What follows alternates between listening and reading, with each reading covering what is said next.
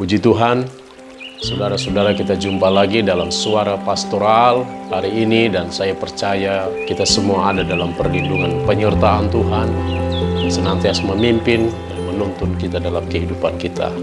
Nah, saudara, pagi hari ini tema kita adalah sisi positif di balik sebuah tekanan.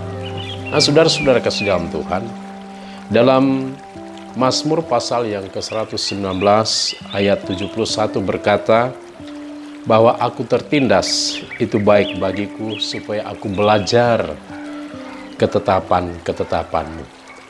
Saudara kekasih dalam Tuhan Yesus Kristus, salah satu tokoh Amerika yaitu J.W. Marriott berkata begini, saudara, kayu yang baik tidak tumbuh dengan mudah. Semakin kencang angin, semakin kuatlah pohon. Artinya, saudara kasih dalam Tuhan, kayu akan terlihat kualitasnya ketika mampu berdiri kuat di tengah terpaan angin yang datang. Dan dia akan teruji karena melewati namanya proses.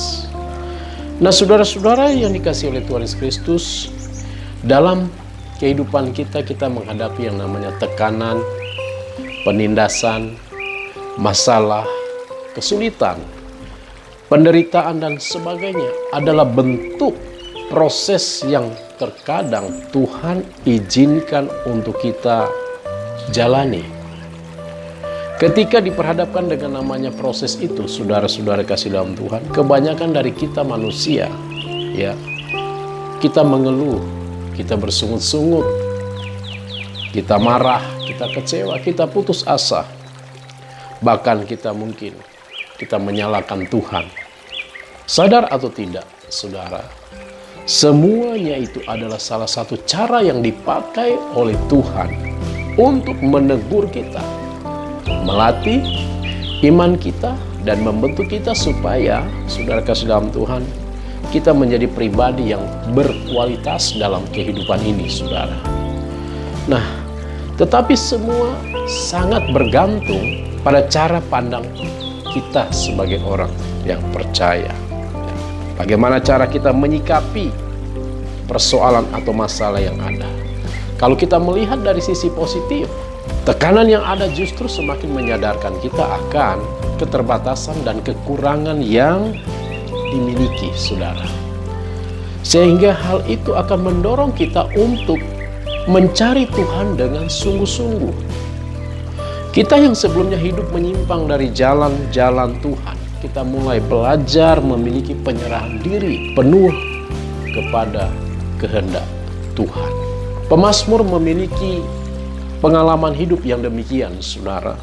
Sebelum aku tertindas, aku menyimpang, tetapi sekarang aku berpegang pada janji-Mu. Apa yang ditulis di dalam Mazmur 119 ayatnya yang ke-67, saudara. Jadi selalu ada maksud yang Tuhan ingin sampaikan melalui keadaan yang mungkin tidak menyenangkan dan sangat menyakitkan secara daging, saudara. Yaitu supaya kita tidak lagi hidup dalam pelanggaran demi pelanggaran, dan semakin menyadari bahwa selama ini kita telah jauh meninggalkan Tuhan dan hidup sekehendak hati kita, saudara. Akhirnya, saudara kasih dalam Tuhan, biar kita mau belajar dari kebenaran firman Tuhan dari pemazmur, hendaklah kita mau menyadari bahwa tekanan-tekanan dalam kehidupan akan membentuk kita menjadi pribadi yang tidak mudah rapuh, saudara. Semakin kuat dan berkenan di pemandangan Tuhan. Kiranya kebenaran firman Tuhan, renungan ini boleh memberkati saudara dan saya. Sebelum engkau beraktivitas, saya percaya renungan ini boleh memberkati dan menguatkan kita semua. Tuhan Yesus memberkati. Selamat beraktivitas. Selamat memasuki di bulan September ini dengan penuh semangat, penuh gairah. Kita percaya Tuhan selalu ada berserta dengan kita. Haleluya, haleluya.